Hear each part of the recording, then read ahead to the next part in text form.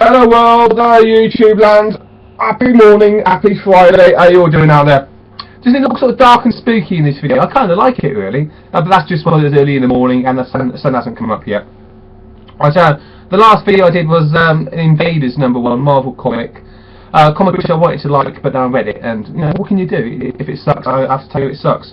This comic is completely different. I wanted to love it, and I did love it. Conan the Barbarian #24 by Brian Wood and Riccardo Burchielli. It gets the art spot on in this book. It feels like the end of an arc really, but it's not. There's one more to go. But it's pretty much the perfect comic in my opinion. If you like Conan, you'll like this book. So I'll get straight to the review from Geeks Out Nation. It's quite a brief review really, because I wanted to get to the point, straight away in this one. I didn't want to keep on waffling about it. This is a good book. You need to get it. That's all you need to know really. Right, here we go. Review Conan the Barbarian #24. Positives: amazing art and colouring. Actually, before I get to the review, I'll show you some of the art and colouring. That's the first page there. That's Conan's getting his bow and arrow ready. There's the pack of dogs, which I'll be talking about in a second. And I'll give you some samples of the gruesomeness of it, of the savagery of it, which I'll also talk about. There we go. I'll give you a better panel than that actually. This one really illustrates what's going on. Just Conan ripping apart the dog there. There we go. That's what I expect in this comic. This is brutal stuff. Absolutely perfect stuff for Conan really, but like I said, not for kids. Okay, so the review. Amazing art and colouring, savage action scenes. A young Conan becomes a man. The perfect combination of nihilism, melancholy, grief, and poetry. It's got fantastic writing from Brian Wood, and this is as good as a Conan book gets. Negatives: not for children. Still one more issue to go, although this book feels like the perfect ending. Bottom line: savage and intense. This is as good as a Conan book gets.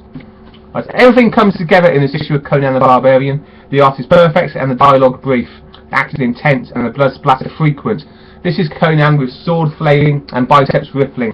This is Conan as Conan is supposed to be. The book begins with a cornered young man grieving for the loss of his lover and eager to get some blood on his hands to avenge her death.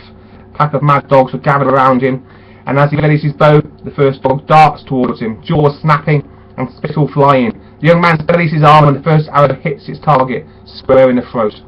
The dogs are maddened with bloodlust and do not stop as their crazed brothers, sisters and cousins fall around them on the surge as arrows and blood fly. The young man is driven by anger, not fear, and as his arrows begin to run out, he readies his sword for the final confrontation. The young man slices, tears, uses his bare hands, and soon the pack of maddened dogs is no more. A final confrontation then with the last of his kind, and the story is over. A jungle covered in blood and gore, and one triumphant figure, alone, and still wrecked with feelings of emptiness, grief, and loss. All this action is depicted in shadow, with heavy ink in large strokes, with red splattered across the pages that depict slaughter, savagery, and gore. This is heavy stuff and not suitable for children. One panel in particular shows a ripping apart of jaws, whilst another shows a bloody boot on animalistic face. This is no ordinary depiction of comic book violence. This is blood and guts real, as gruesome as it gets. After the battle, there is a moment of contemplation. Conan is a young man no more. He will love no more. His life will now be fade different. A life of war, fighting endlessly against new enemy after new enemy after new enemy. It's all he has left. War and the fight, for his one true love is no more. This is a quote from the actual comic.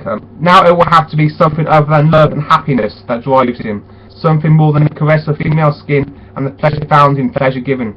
For will Conan of Cimmeria ever love again? Not like this, not ever again.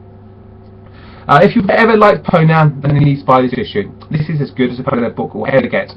A young man no more, this is the beginning of what defines him as a fully formed grown man.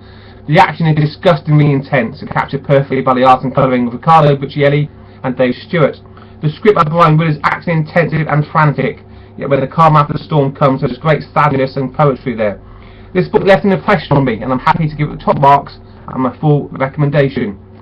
And I gave it a very well deserved 10 out of 10. Yeah, I gave it 10 out of 10, which is very rare for me. I don't just throw out 10 out of 10s for anything. It's got to be a really superior comic, and that's what this is here. I'm always saying my 10 out of 10 sort of stuff that really goes into detail on New World Order issues.